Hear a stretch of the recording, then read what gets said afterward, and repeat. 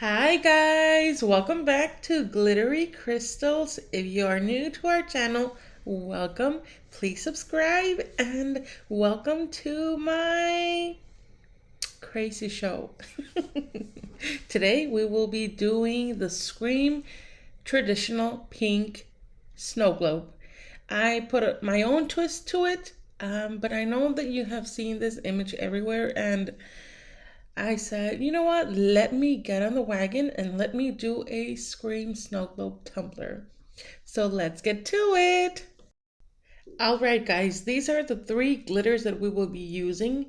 And I am just eyeballing the measurements. I am not measuring at all. I'm just, I'm going to dump the glitter in this cup. I'm going to mix it and I'm going to decide whether or not I want more of whatever glitter that I have here on the table. I do know for a fact that I want more of a white glitter mix. I did want to add this beautiful Oh Darling glitter mix that we have on the site, just to give it that pink pop of color.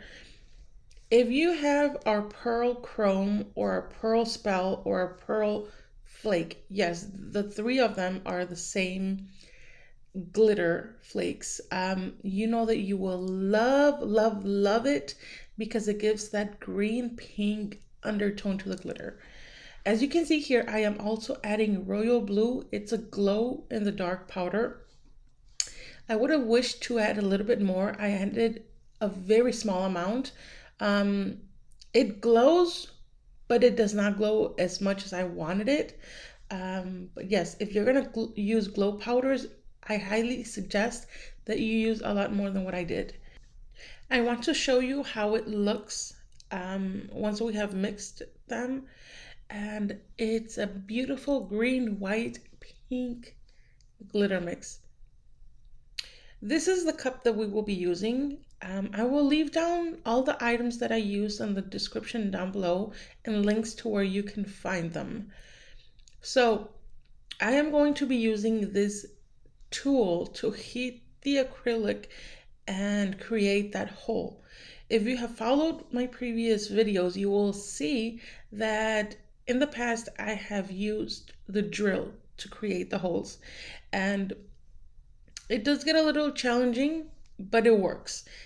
And this time around, this was the first time that I was gonna use this heating tool, and oh lordy lord, I love it. I love how quick it is. You just place it on your cup, as you can see here. You move it around until you can break through the acrylic, and that's about it. So after we did the hole, I am going back with the side of this tool and I'm kind of melting away any spikes that were left, because once it cools off, it's gonna be a hard plastic and we don't want those spikes whenever we're gonna seal the cup with a resin.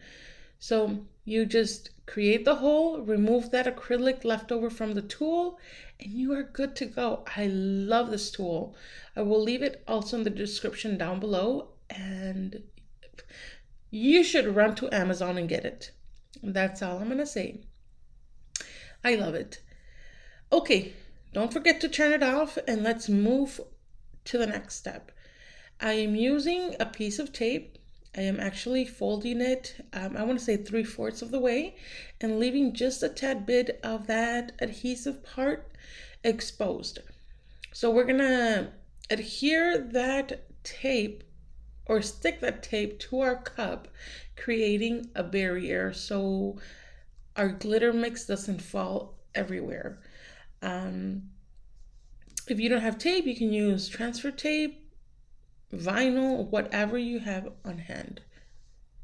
So we're just gonna start adding our glitter to our cup, and it actually goes pretty fast. This tool creates a big enough hole for the glitter to just be dumped. You just have to shake it a little bit and you're gonna be good to go. I always get asked how much glitter I put on my cups, how much 2 ounces actually cover, how many tumblers can I create with 2 ounce baggies, or how many ounces do I need. I actually add a lot of glitter to my cups, and in this video I wanted to show you by weight how much glitter I actually used. So I'm using an empty tumbler. I'm Xing out that weight just so I know how much glitter I actually put on this cup. And you will see here in a minute that we only used roughly half an ounce. You could say it's half an ounce. So every 2 ounces of bottle that you purchase from us, that will be good enough for 4 snow globes. And this cup is a 24-ounce double wall acrylic cup. If you use the smaller ones that are 16, well, that's just gonna give you more for your buck with the glitter. But yes, I just wanted to give you that visual because that's a question that I have been asked so many times, and I just wanted to put it out there that glitter does go a long way. Right here, I am mixing my glycerin and water mix. I do not have a set measurement. I usually eyeball it. I usually do half and half. If I have some leftover mix from the last time, then I'm gonna use that, and I'm just gonna add more to it, or if I need, I'm gonna add more to that previous glycerin mix, but it's usually half and half. Now here, I'm gonna stop you for a second. I actually created, or I actually made a mistake. I should have tilted the cup and spread out the glitter to one side, if possible, so I can get the liquid towards the bottom of the cup instead of just adding the liquid right on top of the glitter. This only made it hard for me to coat the entire glitter. It doesn't necessarily mean that it's wrong. It just means that I'm gonna work a little bit harder in order for me to cover the entire glitter with the liquid. I am doing the same steps. I'm using the same step method that I would with any snow globe. I add a little bit of the liquid. I try and coat the glitter. I add more liquid. I try and coat the glitter, and that's the process that I do. Adding a little bit of the liquid at a time and shaking the cup. This step did take me about 10 minutes. It did take me a while to get all the glitter coated. But once all the glitter was coated, I just went back and I filled the entire cup with the liquid. So you can see here that the whole entire glitter that I added to the cup, it was all coated. So I'm just gonna fill up the cup with the remaining glycerin mix, and I'm gonna let it sit. Please let your mixture sit at least a day. I was so impatient and I only let it sit for 8 hours. You will see towards the end that it actually causes a big air gap or air bubble inside the cup if you don't let your cup sit and breathe or degas. But since I was very impatient, I really wanted to see this cup finished, then I moved on after 8 or 10 hours that I let my cup sit. Once you degas your cup, you will cover one of both holes. You will put UV resin and you will cure it for at least a minute. Once that has been cured, as you can see here, there's a gap of air trapped, and I'm trying to move around the cup just so that air gets out of the cup and I am able to fill it up with my liquid. Once that was set, I added just a tiny bit of my glitter mix just so I had a dry base where I could add my UV glitter and cover that second hole. I do not use tape. I do not use stoppers. If you, if for some reason your hole is too close to the wall of your cup, then you will need a stopper or a small piece of tape to cover it before you add your UV resin. And after that hole has also been cured and you are 100% sure that there's no liquid oozing out of those two holes, then we will cover the entire bottom part. I add some UV resin and I add more of that glitter mix to the bottom. And this is so you won't visually see the drilling that we did. So it's gonna look a complete cover bottom. You won't know, or no one will know how you got that glitter and that liquid inside the cup. And as you can see here, I am moving around my resin, making sure that all of the walls, the entire bottom wall is covered with the UV resin and you have a great seal. So I'm gonna let it sit here for about a minute so it can level down, so it can level. Once it has settled and leveled, I will come back and I will cure it with my UV lamp, but make sure that it's leveled. And I forgot to mention that I also use rubbing alcohol to pop any air bubbles. And I'm just testing it out to see that there's no leaks. And that's the big air pocket that was left because I was so impatient. I also added a second layer of UV resin to the bottom just to finish it off. This is the vinyl that I'm using, the decal that I'm using. I actually purchased it from a girl on TikTok. I will leave her website down below. She sends you this vinyl already weeded, and you just need to add your transfer tape in order for you to be able to lift it off of the backing. So I added my transfer tape here, and this was actually the first time that I was using this kind of vinyl or decal. I had so many questions. I wasn't sure if it was going to work out. One of my questions was, what if I screw up? If you screw up, there's no way that you can lift it and reuse it.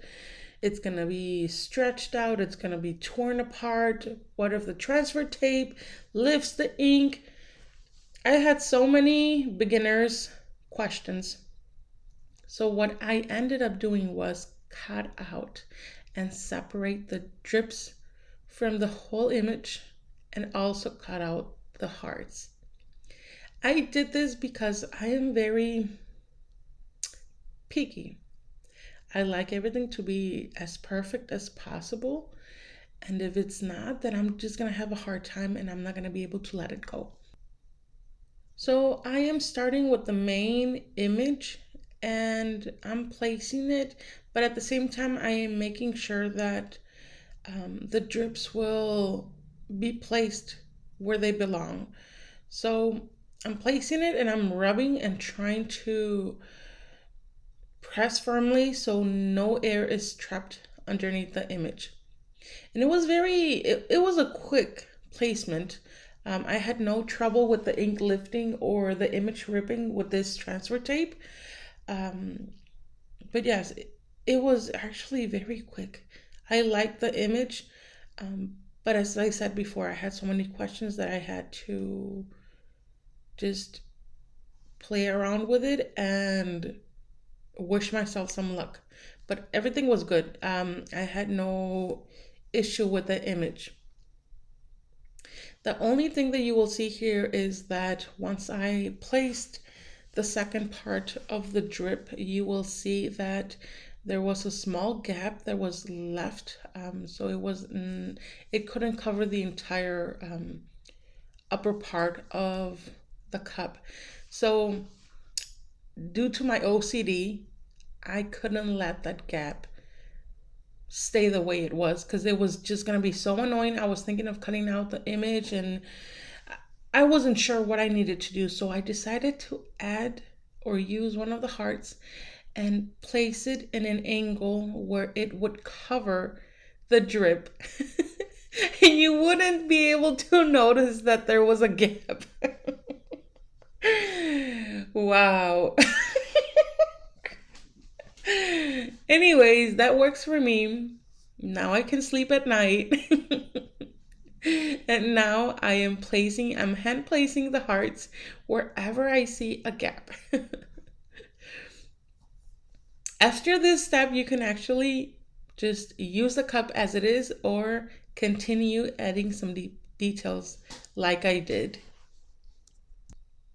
I want to take a moment and recommend you CIELO and Luna Designs shop. She is a lady that makes snow globes, cups. She does beautiful artwork. She also creates um, personalized stickers for your business. If you have a business and you are looking for personalized stickers, she's the girl to go follow and to place an order. I have many followers that have asked if they can purchase a cup from me, but I only sell the items to create a product. I don't sell the cups ready to ship. And that's the reason why I also wanted to recommend her shop, because that's something that she does for a living. So if you want a cup like the one that I'm creating right now, you can send her a DM and actually place an order from her. Yes, go follow her, show her some love, let her know that you came from my from my YouTube.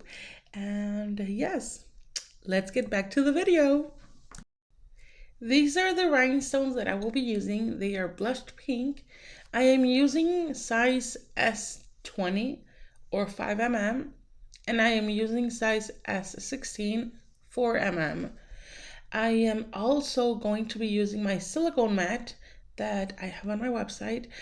Whenever I'm doing rhinestones or whenever I'm using rhinestones, I love to place them on top of my silicone mat, and I just give it a small rub and they will adhere to the mat and they won't move around. So I love this trick. I saw it from a girl.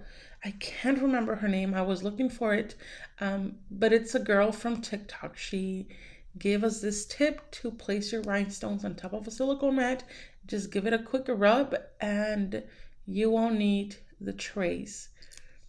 So that's what I'm doing, and that's the only technique that I use to so whenever I'm working on rhinestones. So as you can see here, I have already sanded and wiped clean my lid. Once that has fully dried, I will be going back with my glue. I'm adding a small portion of the glue on the edge of the lid, and I am starting with the SS20. Throughout this lid, the main size of rhinestone that I will be using is an SS20, a 5 mm. But I will also be using the size 16 to fill in any of that gap. You should start with the outer layer of rhinestones first, and once you are done, let that fully dry. You want to let it dry enough that whenever you place the second layer, those first rhinestones won't budge at all. They won't move. That way you can have a clean cut or clean design. So as you can see here, I am finishing adding the last stones from that first layer, and I'm just making sure that they are placed where they need to be placed. And they are also not far out of that rim. While that is drying, I am also going to be filling out the inside layer. And at this part, I am also using the size 16, or I'm using the size 16. After I have added those rhinestones, I'm going to use my waxed pencil, and I'm just gonna move it around. I am doing this making sure that there's no glue, that there's no rhinestones in a way. So once it dries, they won't move.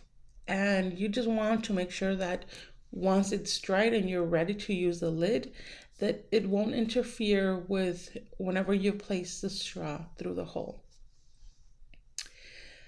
So once that has fully dried, I let it sit about 15 minutes, and it was good enough for me to continue with the lid. I am using, I can't remember the glue name. I'm going to leave it down below. But as you can see here, I'm just working my way around the lid. It actually took me about 15 to 17 minutes to finish this lid. And it's a very repetitive step.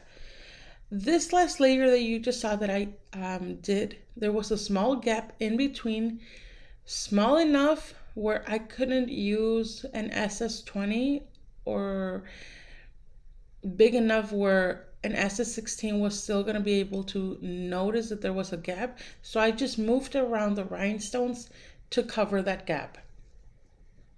And right here, you will notice that the SS20 is big. It's a bigger stone and I can't fit it. So I'm using the SS16. And while those other layers are still wet, I am moving the stones around just to cover those gaps as much as possible. And this is the end result of this lid. I also added some rhinestones on the outside of the lid, but I just wanted to show you how these rhinestones look. So since I wanted to keep adding rhinestones and I wanted to add some rhinestones to the cup so it would match the lid, I decided to add a rhinestone on each drip and also on the bottom part of the hearts. That's where I added the rhinestones, and it just gives it that extra detail to the cup. These rhinestones are actually resin rhinestones. They are not glass. They are less expensive than the glass, but yet they are beautiful. So if you're just starting, I would suggest that you start with the resin or the jelly rhinestones, because you get more for your buck with these rhinestones. But these are very beautiful. They're a dupe for the glass rhinestones, but even if these are less expensive, that doesn't mean that they are not pretty. They are actually very beautiful. And with that, guys, we are done with our cup. Just let your cup sit for at least 2 to 3 days for the glue to fully dry. Depending on the climate and the glue that you use, let it sit for 2 to 3 days. And after that, you can hand wash it and it will be ready to use. Look at the beauty of this cup. I love it. I love how these rhinestones match the cup, and it just gives it that extra accent to it. It glows in the dark. It's such a beautiful and girly cup. If you like Halloween but you don't like those dark colors, then this is a cup for you. Please do it. Share a picture on our Facebook or on our Instagram. And I hope you love this video. I hope that you recreate these cups. And if you do, share them with us. Thank you for subscribing, for the likes, for all of the love and the support when placing your orders for rhinestones and the cups and the glitters. Thank you so much, and we will see you on our next video. Bye, guys.